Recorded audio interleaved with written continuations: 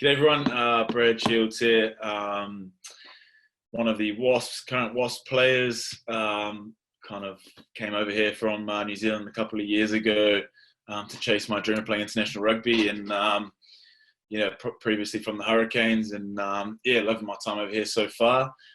We've got a few questions that have been sent in. They're pretty PG, so I'm pretty sure I can read most of them out.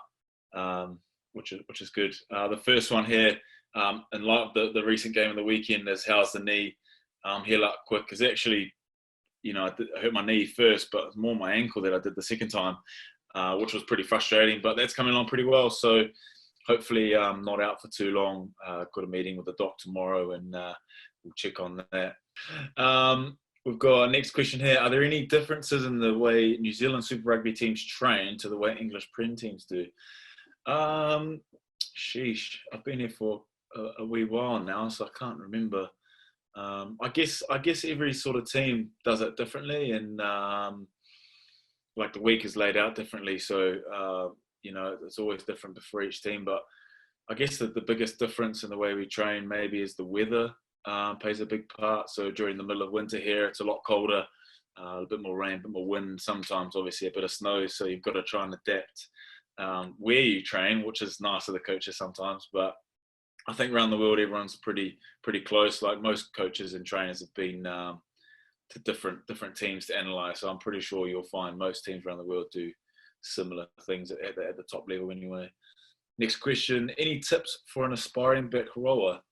I reckon my biggest tip is definitely I don't know. I suppose it's a talent-free one. It's just about hard work and making sure you work harder than everybody else. Because I think especially in the England setup, some of the best back rowers in the world even definitely have a better work rate, or the best work rate on the field. So I reckon get that base fitness and definitely try and be the guy that works that little bit harder, or girl, sorry, or player that works that little bit harder than everybody else. So that's probably my biggest tip.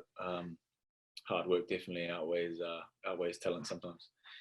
And this one I'm a bit reluctant to say, but as my wife, she said, when will you wash your training gear when you get home instead of leaving it on the floor? Now, she's being very cheeky here, because 9 times out of 10, I'm the one who does the washing in the house. I'm the one who does all the washing, the sheets, the kids' clothes, everything. So I'm just going to leave it right there. Next one from Josh. How has Lee Blackett changed the side since taking over from Di Young as a coach? Interesting question. I don't necessarily think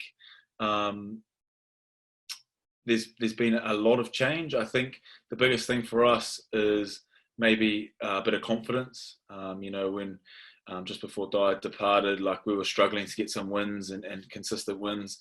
I definitely think Di is a great DOR and head of rugby, and did his best for the group. I just think we were going through a bit of a lull, and sometimes it's hard to pick up a win and have a bit of confidence. And I think maybe we just had a different outlook, maybe tweaked a few things in terms of how we trained, and definitely with a couple of wins going into that lockdown, definitely gave us a bit of confidence in Lee, I guess. Something that he does really well is he lets players express themselves and puts players out of their comfort zone a lot of the time, and we're training hard and working hard, and I don't think that's a mistake. I think that's been in the boil for a long time, the last couple of years since I've been here, and it was just a matter of time before it sort of got out. Interesting. Snog, marry and avoid. Haskell, Tyndall and Payno. I don't know. I think Haskell and Tyndall might be too aggressive to Snog, so I'm going to say Payno, and he's a decent looking bloke too. So I don't know about the other two. I better be careful what I say. I love Haskell's banter. That's the one thing that brings me to the show here. I'm going to have to say, I think, I don't know, it's much of a muchness here. I love the banter, so I'll say marry Haskell because he's got great chat, and I'll just have to avoid Tyndall because he's got a broken nose, so maybe it's just a little bit off-putting. Next question. Are we getting the epic beard back anytime soon? I'm not sure yet. I started growing a little bit back, but I have to go through that real mud, ugly, bushy, brushy, itchy phase that takes about 6 months. So I'm not sure. And yeah, I'm kind of digging the Movember Mo at the moment. So maybe we'll stick with that for a little bit. Toughest club toughest club team you played against in either Super Rugby or Europe? Good question. I definitely think one of the hardest games that I've ever played in terms of, speed. I remember one year for Super Rugby with the Canes, we played the Bulls in Pretoria, and that's at the high veld. So, the air is pretty thin there. And I think that was the closest game, the most physical game. I'm pretty sure I crawled off the field after that. We won by 1 point, I think. But I think that they got some big boys back then, as they do now. So I think that was probably, in terms of lungs-wise, physicality-wise, score-wise, I mean, the crowd, the environment is pretty hostile. So that was probably one of the toughest. Who was your favourite Spice Girl? Oh, geez. I don't really listen to the Spice Girls, I have to admit. I'd probably say something like Sporty Spice, just because I was sporty at school, I guess. Do you enjoy playing for Wasps as much as I love supporting them? From Claire. I love playing for the Wasps. We've got such a great group. And obviously we're tying some really good things together and we're going in the right direction as a club.